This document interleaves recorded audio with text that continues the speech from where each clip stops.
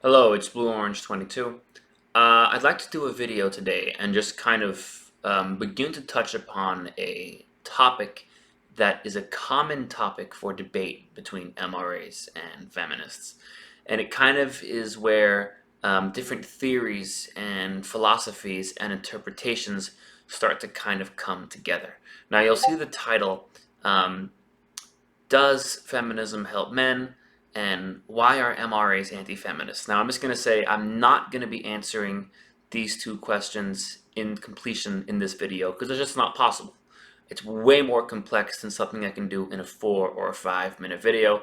And this is a topic that I'm going to be making probably numerous videos of in the future, kind of breaking down the different viewpoints and kind of explaining why do MRAs sometimes say that we are anti-feminist. Now, the quick answer to that is we're not really anti-feminist in the sense that we're against women's rights or women's equality. It's a lot more complicated than that. We're against some of the things that feminist organizations do that when you break it down, it's not really something that makes sense, and it's not really something that's equality, you know, or it's something that kind of goes against the notion of equality. Some quick examples would be in India, feminists protested against men being included in rape laws. The way that rape laws are written in the Constitution, it's actually written in such a way that male victims are not protected. And I put that link down in the description below. And there are a lot of examples of times when feminist groups do things that MRAs have a problem with, but that's not really what this video is going to focus on. I'm just going to focus on one point that feminists make when they say that they help men. And I also want to kind of say that I don't like how MRAs and feminists are kind of like against each other, because I don't think that's the way it should be.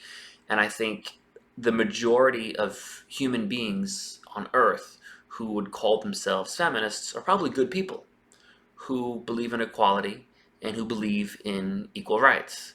And the misunderstanding comes from the misunderstanding. It's exactly kind of what it sounds like. It is a misunderstanding of what MRAs say and a misunderstanding of what feminists say. But again, all of this is something I'm going to cover in the future. For now, I kind of want to focus on one point that feminists often make when they talk about how they help men too. They say that they are against gender stereotypes, and they're trying to break down the rigid gender stereotypes that kind of box people in to certain gender roles and expectations, and that they're against toxic masculinity because toxic masculinity kind of boxes men into certain rules and societal expectations. And one of the big things that they say is about how men sometimes feel like they're pressured to not be able to express themselves, not be able to express how they really feel, not being allowed to cry or not being able to act emotional or sad. And that feminism is helping to kind of break down those boundaries, break down those social expectations and gender roles so men can express themselves more freely. And toxic masculinity is something that kind of teaches men to reserve their emotions and not express themselves. Okay, now I agree with that. But here's the thing. That's what the men's rights movement is, right? The men's rights movement is men expressing how they really feel. It is men coming together and saying, listen, these are the things that we actually notice happening in our lives, right? These are the things that we actually feel and experience every single day. These are the things that are actually affecting us in our day-to-day lives, in our professional lives, at school, at work, in healthcare, in whatever it is. That's what the men's rights movement is. The men's rights movement is men expressing themselves, men expressing their feelings, men expressing the things that they notice in their experiences.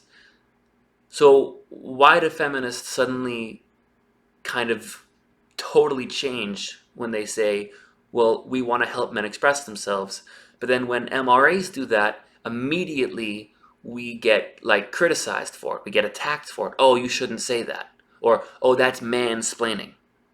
Well, hang on. You say that men should be able to express what they want to say, but then when we do that, we're attacked for mansplaining or defending privilege or defending patriarchy.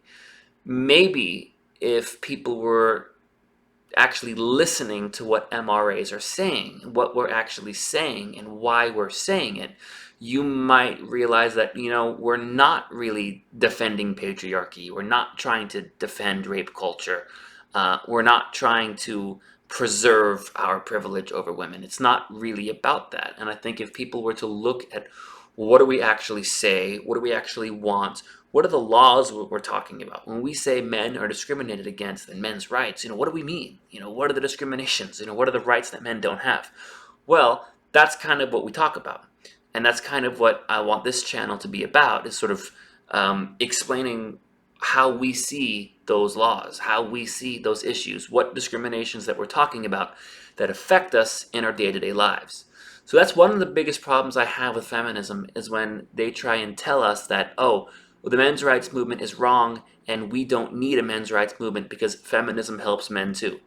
Well, it really should be up to people to talk about their own experiences and their own perspectives, right? People should be able to talk from their own point of view and not really have like someone else say, well, we're going to talk for you. We're going to explain for you.